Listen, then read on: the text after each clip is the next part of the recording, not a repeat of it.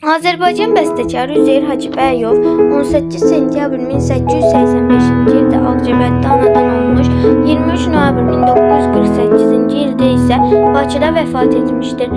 Üzeyir Hacıbəyov Azərbaycan müasir peşəkar musiqi sənətinin banisi və bütöv İslam dünyasında ilk operanın müəllifi olmuşdur.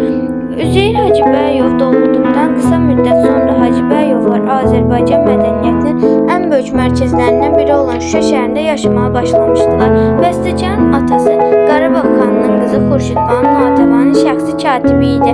Bu da bəstəkarın tərbiyəsinə böyük təsir göstərmişdir.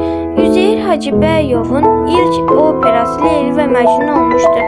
O ilk operasını 1907-ci ildə yazmağa başlamış, 1908-ci ildə isə tamamlamışdır. Onun atası Əbdülhüseyin bəy, anası Şirin bəyim xanım olmuşdur. Onun atası kənd mirzəsi, anası isə Əliverdibəyovlar nəslindən olmuşdur. Ümumilikdə ailədə 3 qardaş və 2 bacı var idi.